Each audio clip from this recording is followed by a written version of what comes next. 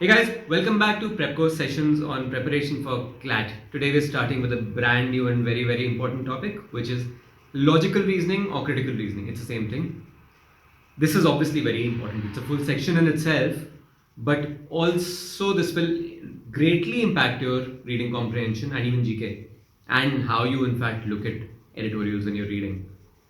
Reading comprehension, a lot of questions are actually very critical reasoning heavy.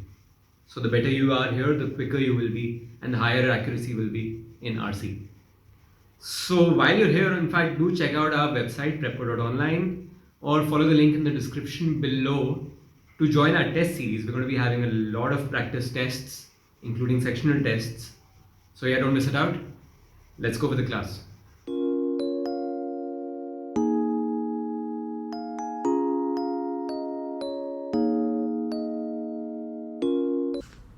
And now it's time to get into critical reasoning, one whole important section of your exam in itself.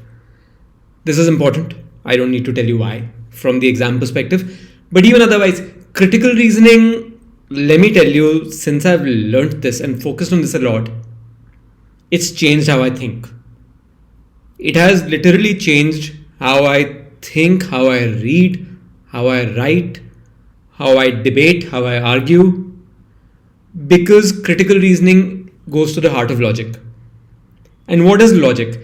Logic, to put it very simply, is decision making based on what information you have.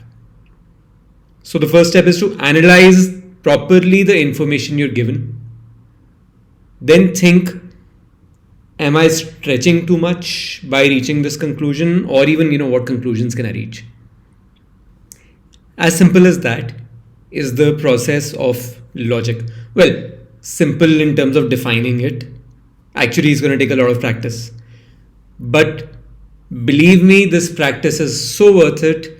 Well, of course, from the exam perspective, you score much better. You need that accuracy, and a lot of practice is going to build your speed.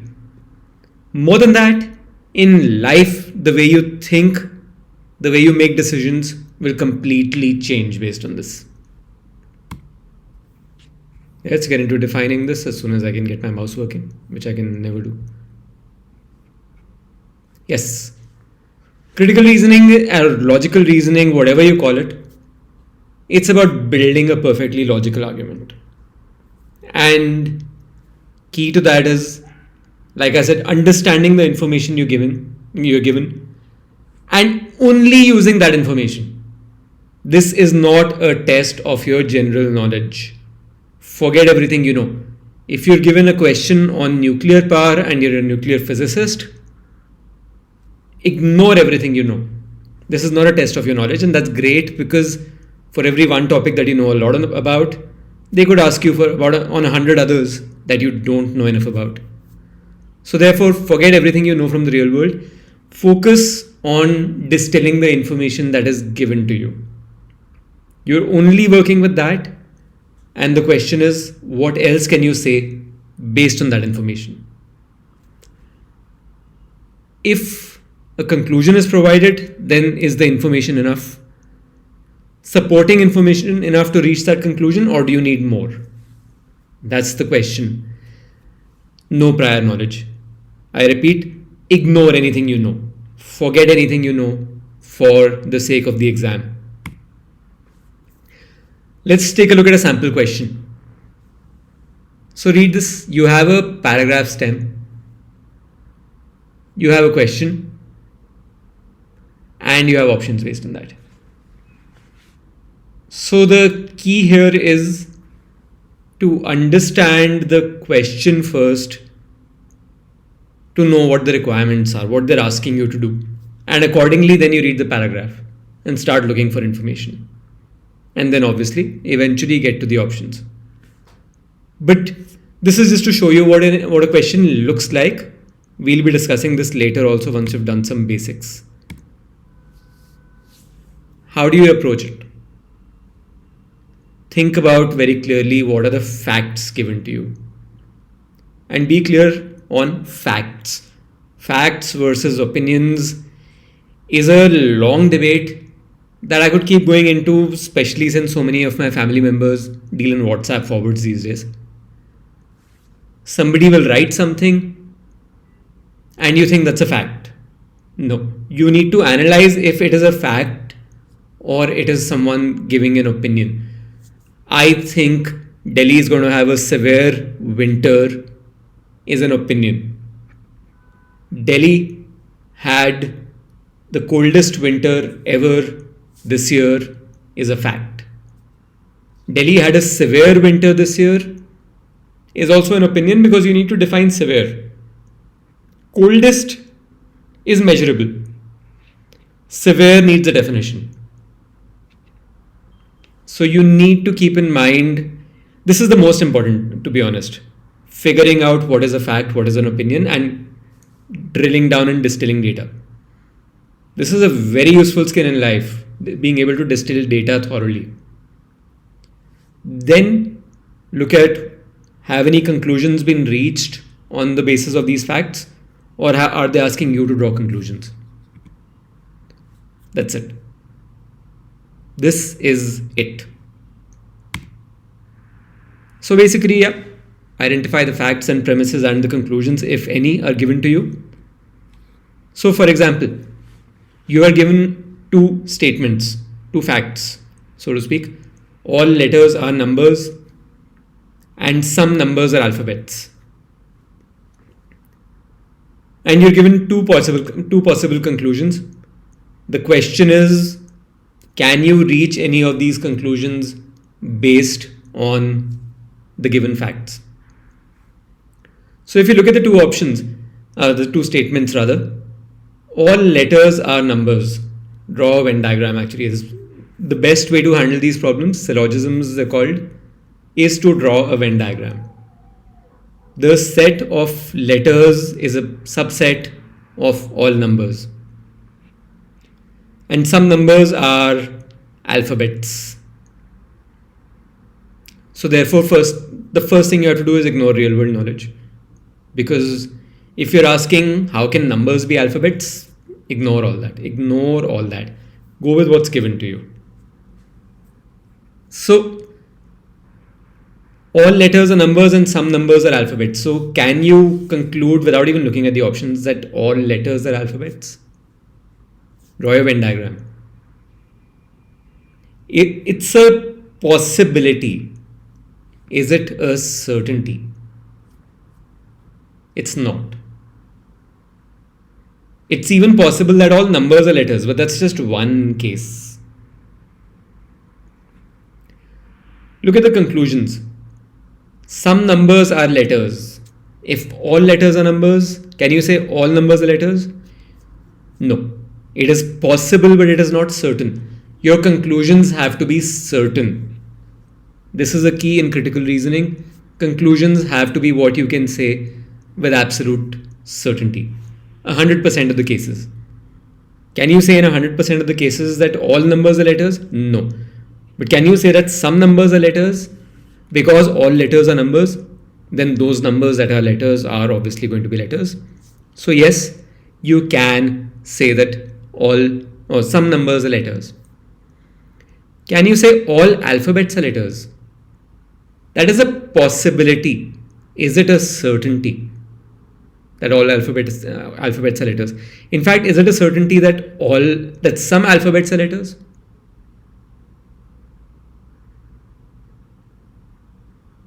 Think about this. This is basically Venn diagram questions.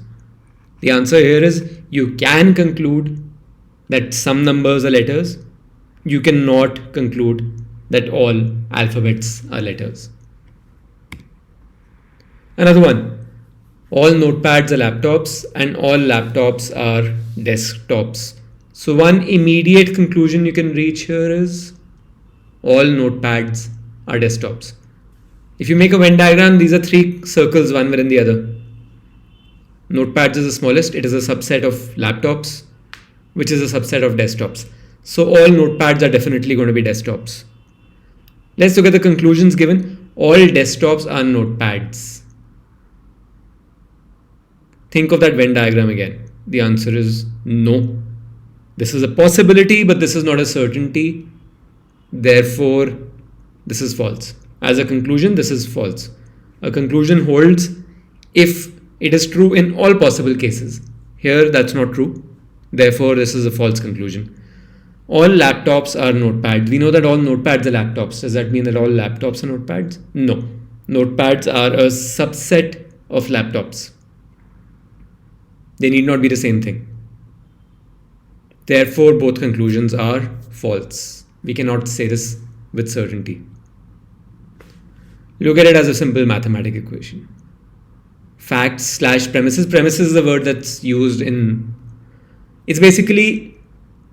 Premise is what is given to you. Hence, facts. The data that is given to you. Facts plus assumptions make conclusions. So basically, I am given some facts. I might be given a conclusion. Can I reach that conclusion with certainty on the basis of the facts given? If yes, I need no assumptions. If no, if something more is needed, more information, we will come back to that same example and it will become clear. If more information is needed to basically reach that conclusion and say with certainty, yes, this conclusion is true, then that information you will have to assume.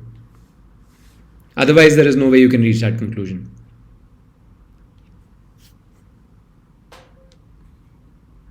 Let's look at this question again. Now read it properly.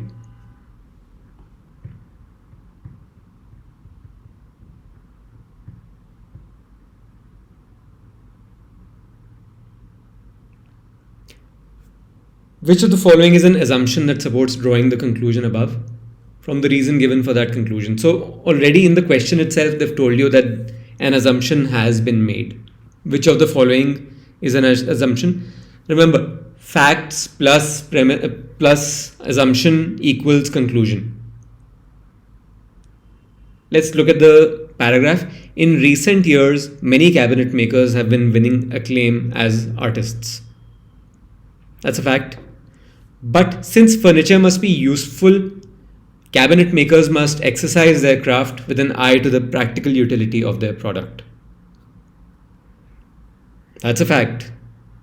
Since furniture must be useful, so okay, one fact is, let's look at the facts we're given. Many cabinet makers have been winning acclaim as artists. That's one. Second, furniture must be useful. That's given to us as a fact. Then, cabinet makers must focus on practical utility. These three things are given. Cabinet makers have been winning acclaim as artists. Furniture must be useful, i.e. it must have utility, it must have practical utility. Therefore, what else we're given is cabinet makers must focus on practical utility. For this reason, cabinet making is not art. This is a conclusion that has been reached. This is what the author is saying. Now, what are we given? Cabinet makers are winning acclaim as artists. I'm repeating myself, but just to perfectly distill down the facts that are given to us. Cabinet makers have been winning acclaim as artists. Furniture must have utility. Therefore, cabinet makers have to focus on utility. Therefore, cabinet making is not art. Do you see a disconnect here? Think about it for 10 seconds.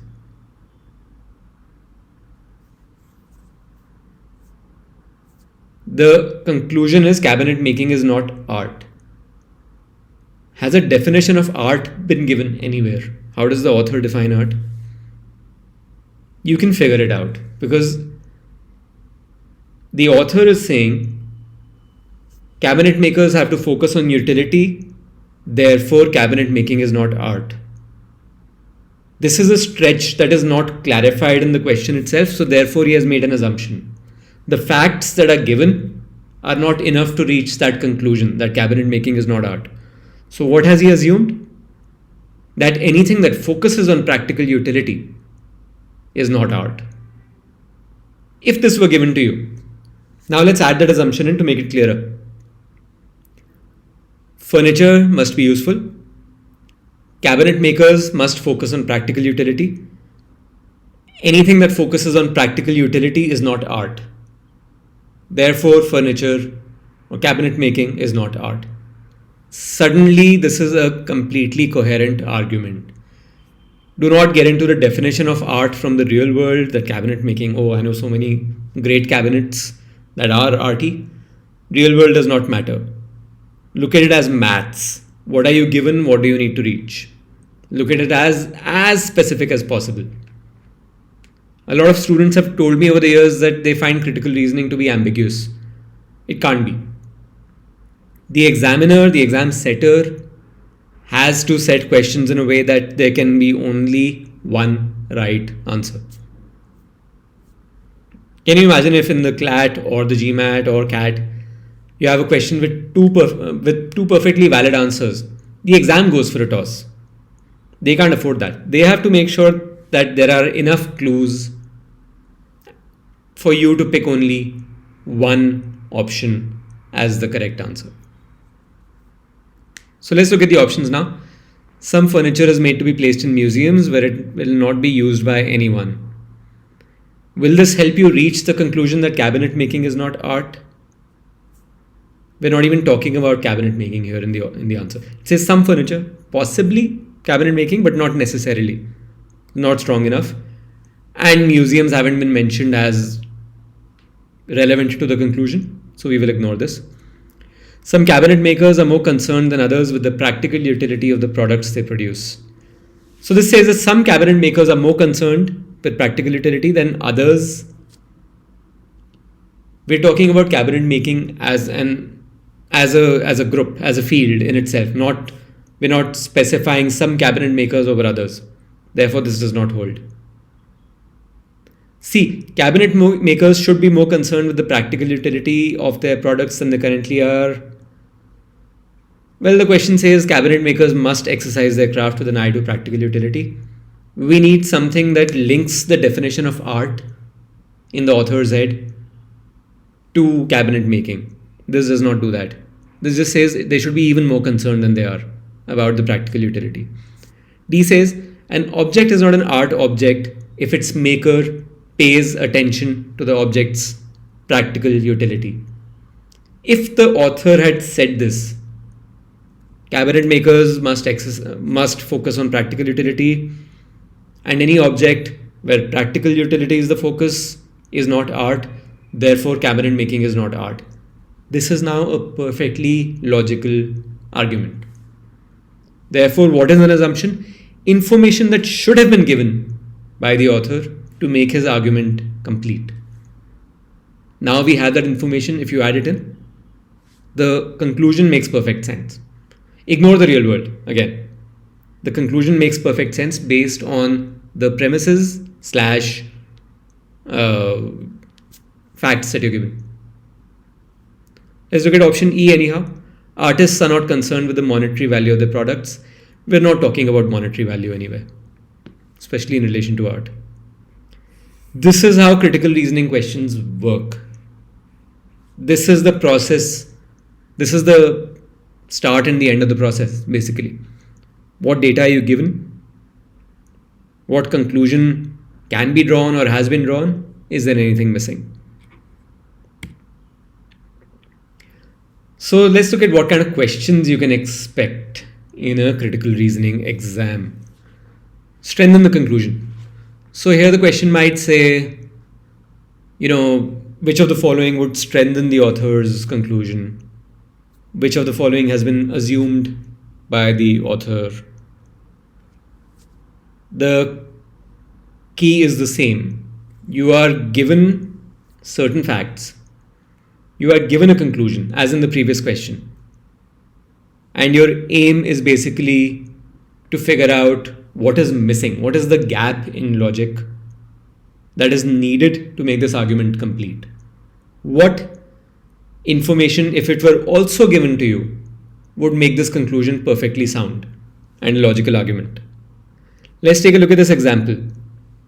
So first read the question so you know what to expect, what you're looking for in the paragraph itself, in the passage. The conclusion above is based on which of the following assumptions. So you automatically know there are facts given to you, there is a conclusion given to you.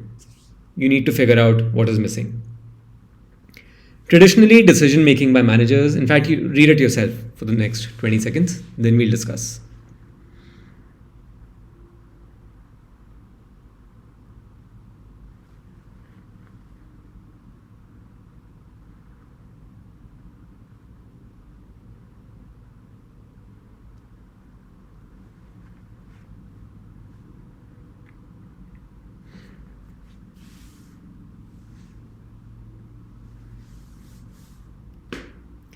So what facts are you given?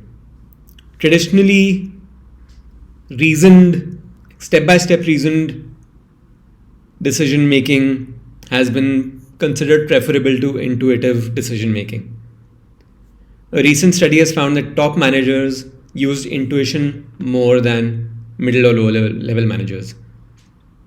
So these are the relevant facts. Top managers are using much more intuition in their decision making than middle or lower level managers.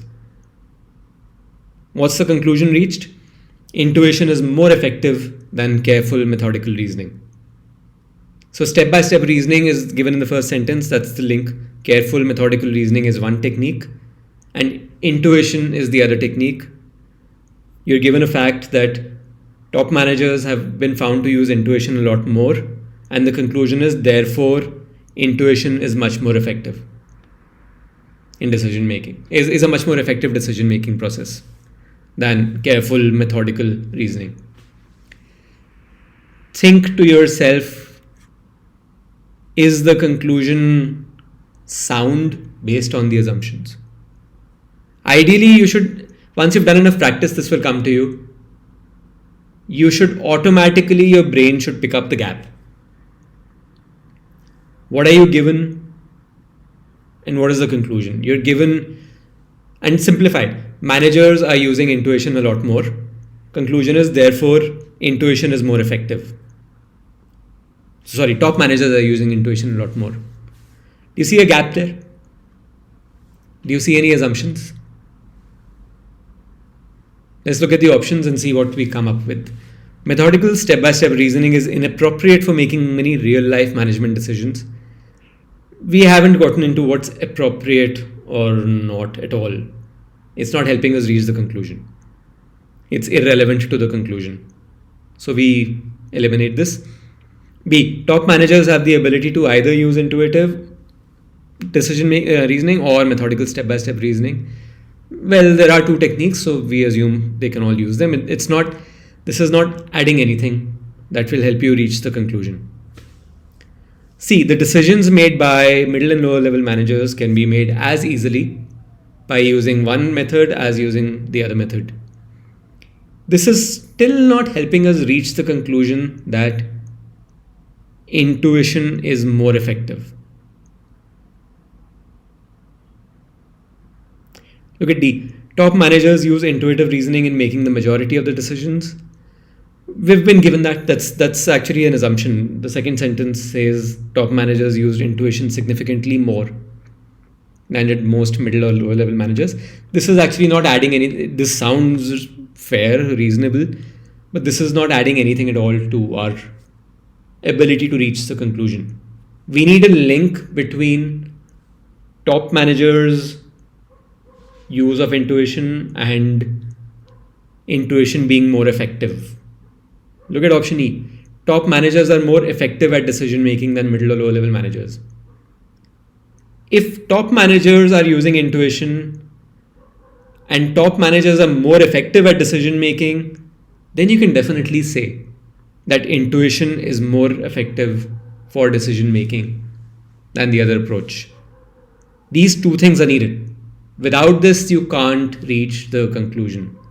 Otherwise, you're just saying top managers use intuition more, therefore intuition is more effective. You're actually assuming that top managers make good decisions more than lower or middle level managers. You could say, well, obviously that's how they became top managers, right? That's an assumption. You are assuming that. you need to bring that out in your argument. Critical reasoning is all about parsing the data and listing down what you have been given and what is necessary. And the more you use it, even when you're reading editorials in the newspapers, or any book in fact, or having a debate, the more you realize that it makes your decision making much simpler once you know what you're looking at and what you need. Weaken or negate the conclusion. Which of the following will weaken the conclusion? Which of the following would undermine the conclusion, challenge the conclusion? What is a gap? Again, you're given the premises / facts, you're given the conclusion. There is a gap in logic. Now you need to weaken the author's conclusion. So essentially, last time you had to strengthen his conclusion, figure out what assumption, if true, would make the conclusion as strong as possible. Now you have to do the reverse. So what would you do? Think of an assumption and turn it around. Let's in fact go back to the previous question. Now, if you had to weaken the conclusion that intuition is more effective based on the facts given to you that top managers use intuition more, if you had to weaken the conclusion, you would actually say that middle or lower level managers have been found to make far more effective decisions than top managers. If you say top managers use intuition, lower level managers use reasoning, and the conclusion is that intuition is more effective, if suddenly you're given data that low level managers are much more effective, your conclusion is blown out. Suddenly you can't say that anymore. Look at this question. You need to now weaken the argument given above.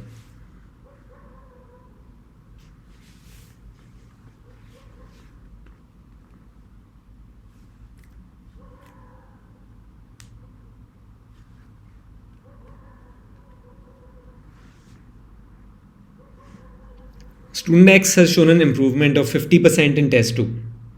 Y has shown an improvement of only 5%. Conclusion is student X has scored better than student Y. You need to weaken this conclusion. You already know there is a gap in logic. You need to expose that gap, point it out. So the facts are X has improved by 50%. So we'll come to that. Y has shown an improvement of 5%. And the conclusion is X has scored better. Now better would mean more marks in a test. That's fair to say. So do you already see a gap in the logic that you're talking percentages, but now you've reached marks? If the conclusion was that student X has shown more improvement, obviously 50% is greater than 5%. That's a very, very easy, simple conclusion to make. But better would mean more marks. What could you say to prove this statement wrong? Think of a case, converting the percentages to numbers. And in fact, before reading the options, let's just think of that case. Let's say now you have to prove that student Y has scored better than student X, despite his marks having gone up just by 5%. So Y has a higher score than X. What would the possible cases be there? You have enough information now to proceed to the options. You're looking for something that says that, an option that says that Y numerically has more marks than X. So let's look at the options. Y has put in more hard work in test 2 than X. This would not weaken the argument. We know what we're looking for. We're looking for numerical evidence. X was more motivated. We're not talking motivation at all. This is irrelevant. Y had scored 90% in test 1, whereas X had scored 60% in test 1. So let's say the test is out of 100. Y had 90 in test 1, and in test 2 he has a 5% improvement, so he's at 95. X had 60 in test 1 and he had a 50% improvement in test 2, so he's at 90. Therefore, Y has still scored more than X, which would prove the conclusion that X has scored better than Y in test 2 wrong. This is your answer. Again, look at the facts, look at the conclusion, look at the gap. In a strengthened question, plug in the gap, fill in the gap. In a weakened question, expose it. Make it shine, bring it out. The third major category. So these three categories will form 80% of your critical reasoning questions. In that sense, it's pretty straightforward once you have done enough practice in these categories. Third is, what can you conclude? What can you infer? Which of the following must be true? Keep in mind, pick an option which can be concluded with absolute 100% certainty. There can be no doubts about it.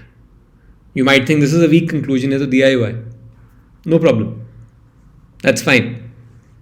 Don't even stretch by 1%. If there's even 1% cases where this would not be true based on the facts, it's a wrong answer.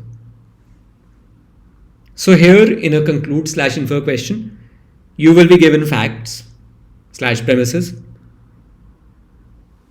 That's it. What can you conclude on the basis of these facts with great certainty? Read this read this passage.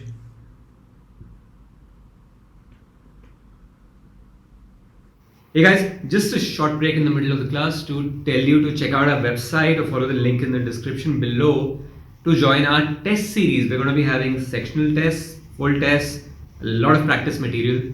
Do check out our website. Cheers. What are we given?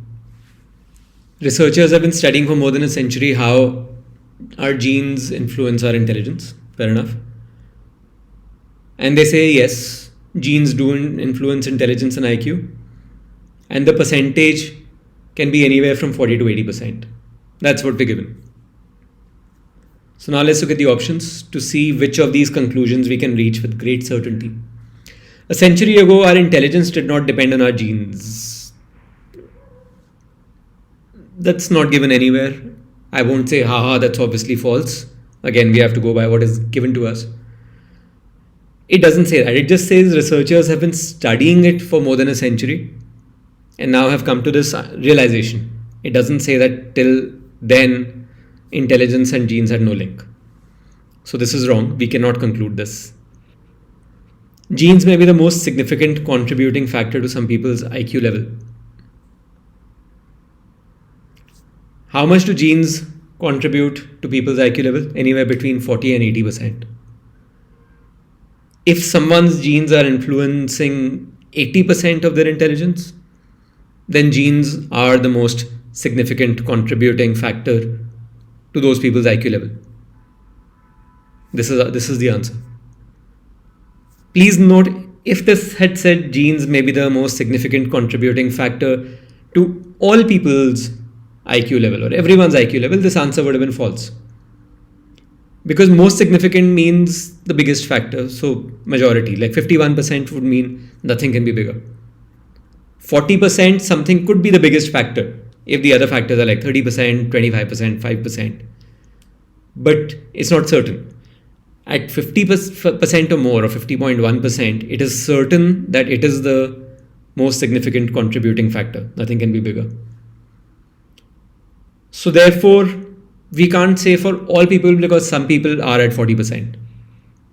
If this were 51 to 80%, yes, all people.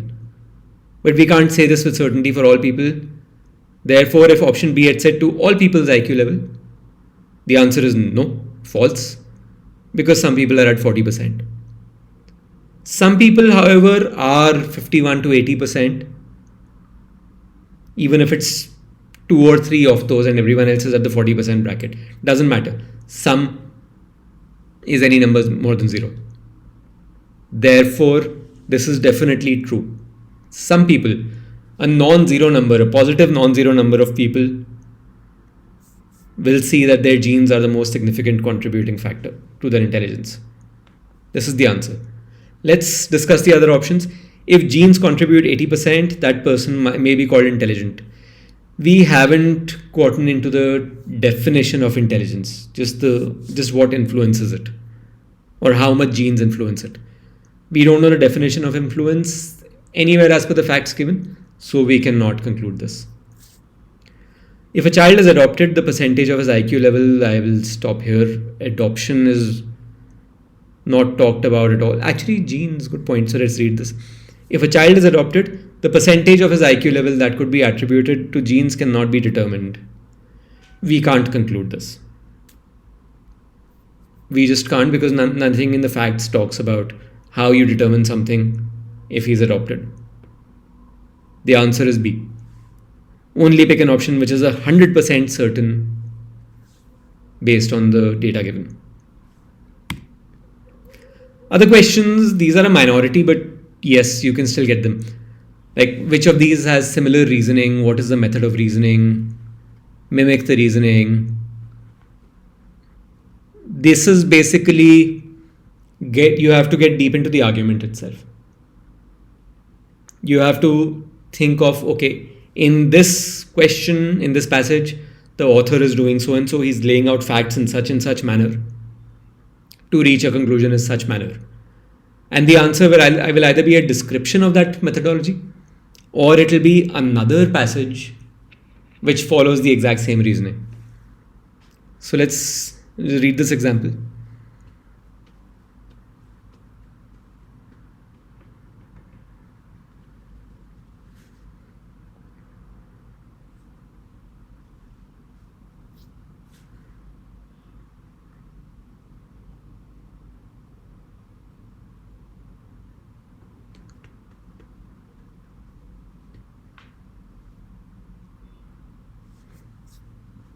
So it's a long story actually.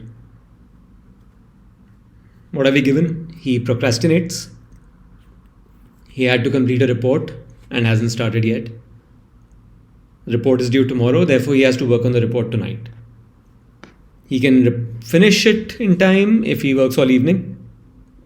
However, today is his first wedding anniversary, so he also needs to go to a dinner. And the conclusion is, because of procrastination, he has to choose, which means he can only do one. If he's being forced to choose, he can't do both. So let's look at the options. It builds a case to establish that responsibility in one situation is similar to that of another situation. We haven't gotten into responsibility. Is he being more responsible by going for the dinner or by finishing the report? We don't know. We haven't talked about responsibility, so it's obviously not as similar. It's not a description of the structure of reasoning. B, it builds a case to feel sorry. No. It doesn't ask us anywhere to feel sorry. If the conclusion were thus we should feel sorry for him, yes, but it doesn't do that, so it's not building a case for us to feel sorry for him. C, with the help of an example, a case is built to demonstrate that procrastination is a bad habit. No, you have to describe the structure of reasoning, and nowhere does it say it's a bad habit. He's just being forced to choose between two things. D, shows that both the events are mutually exclusive by establishing that what is essential for one of the events, that should say, sorry, bad English, is incompatible with what is essential for the other event. Yes, the question says that it establishes that he has to choose between, he can only do one, he has to choose from between the two, which means they are mutually exclusive. And what is essential for one event, working on the report, is incompatible with what is essential for the other, going out for dinner. Therefore, D is describing the reasoning that's given to you. So how should you attack it? Read the passage, identify premises and conclusions. Do not ever read the options before you've thoroughly understood the passage. Very important. Do not do that, you will make a mistake. You might get one answer right, you will screw up in the other two or three. Read the passage, understand what they're asking for, what is given to you, and also you will be much faster this way. If you're skipping between the options question, you will lose a lot of time, and you will skip if you're not clear on the passage first. Think of gaps in the logic. Divide it into premises and conclusion and see if there's a gap or if it's perfect. Read every option, eliminate the wrong ones, and be sure this is true for any kind of question you're doing. Maths, sentence correction, reading comprehension, anything. You should be able to look at any answer, any option, and say why this is right or why this is wrong. Not feels right, feels wrong, or A is obviously right, so B must be wrong. You should also be able to specify why B is wrong. Some sample questions, just go through this.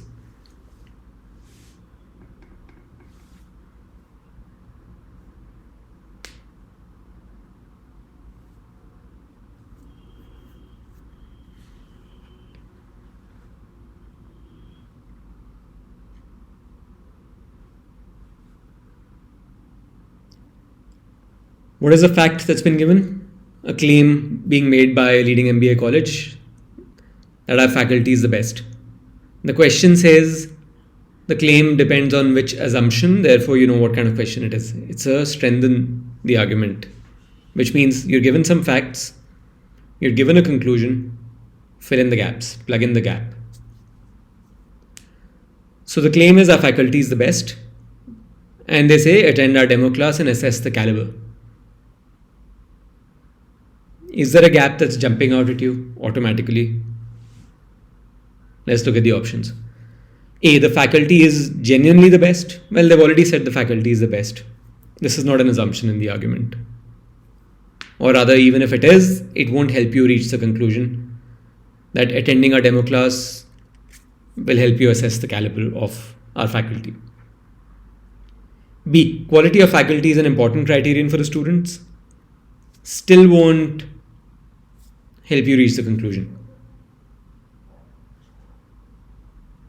C, other MBA colleges do not invest much on the training of their faculty. Irrelevant, won't help you reach the claim made in the advertisement. Come to our demo class and assess the caliber. Does not talk about other colleges. D says students or prospective students, I would say, sorry, really bad English here on my part, know how to assess the competence of the faculty on the basis of a trial class. This is the key here. If you're saying our faculty is the best, come to our demo class and see for yourself. Students, that means students have the caliber to actually assess faculty on the basis of that demo class. Otherwise, this whole thing falls apart. Otherwise, the demo class is useless. But if you say our faculty is the best, you will be able to determine their quality, their competence on the basis of one trial class. Come for a trial class. That is now a perfectly logical argument. Next question.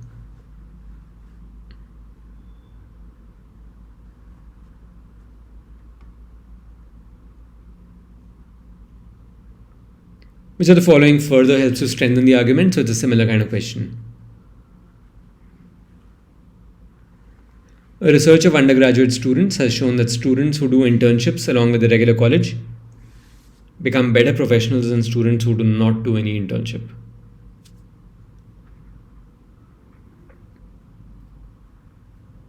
So what's the conclusion here? Some students do internships, some don't.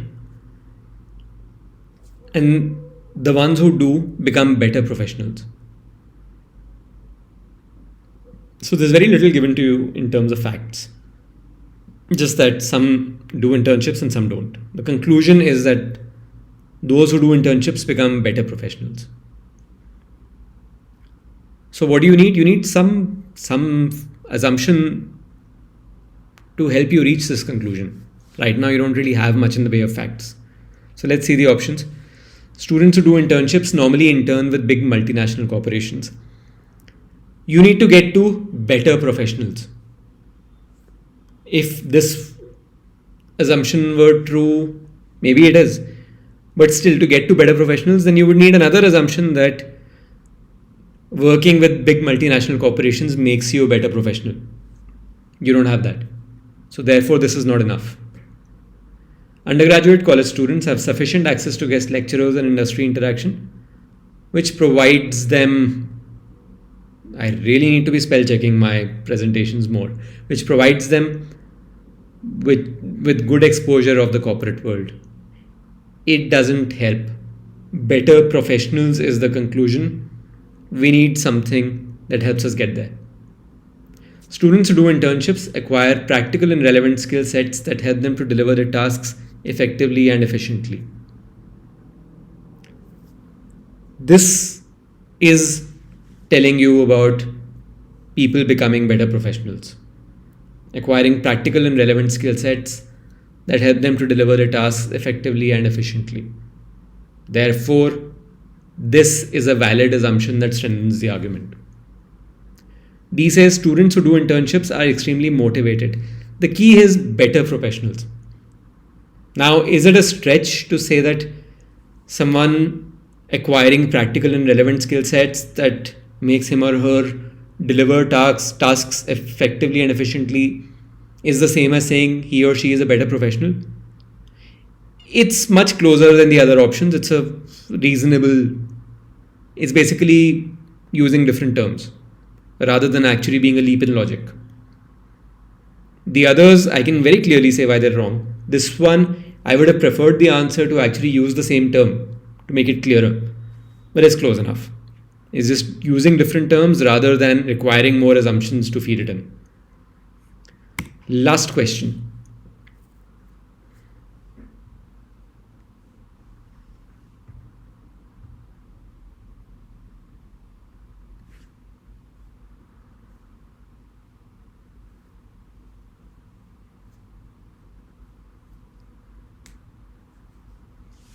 So an issue in dispute, this is more of a describe the method of reasoning or understand the method of reasoning and figure out more. What does Ramya say? Ramya says an abortion can result in medical complications later in life. The risk of ectopic pregnancies doubles. You don't need to know what they are.